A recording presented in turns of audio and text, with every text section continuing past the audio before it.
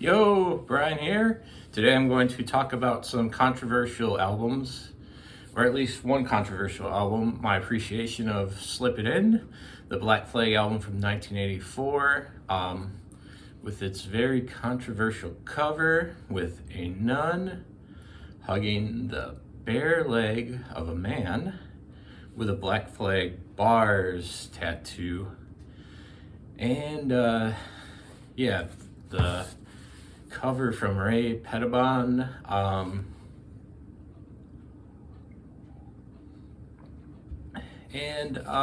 also wearing a Husker Du shirt with a Rorschach designs from their first studio full-length album, Everything Falls Apart.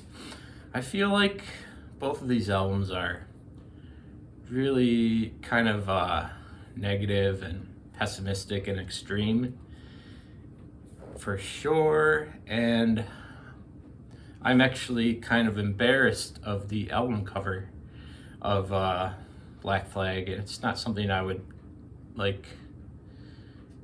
I'd be embarrassed if somebody saw it, and maybe that's kind of the point of it, but it's also one of my favorite punk albums with a really cool lineup for Black Flag with Henry Rollins, Greg Ginn, Kira Rosler, and Bill Stevenson on drums. And it's a potentially overly honest album. I think it's honest in a cool way, and with Rat's Eyes, showcasing that they really are maybe speaking true and they see how the world works, but really they're filth ultimately, unfortunately, but they see things honestly at least, so that's worthy and a perspective, even though it's not very flattering or looked upon kindly, but it's honest. I think there's value in that at least. And this Black Flag album also is kind of in touch with the punk and hardcore still, with songs like the Driving My Ghetto and Wound Up and Black Coffee, and but it's very harsh and sharp. Awesome playing from the band, and to me this is one of my favorite albums. It's probably a 9 or 10. I think it's pretty short, or it is pretty short, and everything on it I think is worth being on it, and it kind of goes along with the theme, even though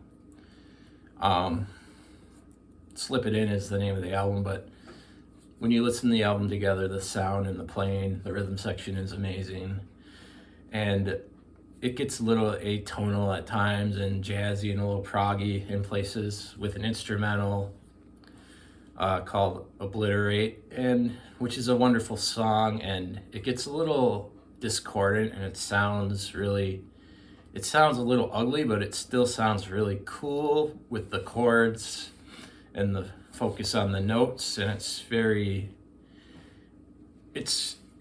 beautiful, but still kind of discordant, I would say, a little jagged, but that kind of puts it to another level, and it goes with the expression of the themes on the album at least.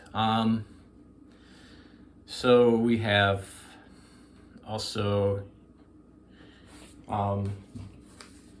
You're Not Evil, The Closer, a very dark and sinister song, almost like a heavy metal song, but more sinister and I guess provocative. There's a little bit of realism to it. It's not just a fantasy, and it's beautifully played. And the first song obviously is about a very aggressive kind of sexual song, flamboyantly performed and with all its glee, but the dark cynicism is present as well. There's also a little weird thing here, very dark and negative thing. I get that anyways, but I don't know if it's completely serious, but it's probably a bit of a joke, but maybe showcasing how dark the male can be at times when it comes to sexual relationships. Nobody knows more than I that the less girls know, the better they are likely to be. So yeah, that's not quite a relationshipy, romantic vow to each other kind of thing. So there you have it. And you have the Tattoo song as well, written by the original bass player of the Bars. Very dark and desperate song, but iconic of Black Flag's status and lack of status, but still just basically it's kind of on par with Damaged in a way, I think. And let's see, and you also have I think that's basically all the songs I mentioned, but it's a tight album, it's concise, it's very cool, it's very good. One of my favorite albums, and but very dark cover, iconic, well designed, but very controversial on first sight. Thank you for watching. This is my little appreciation of a 1984 punk album. Thank you for watching. Cheers.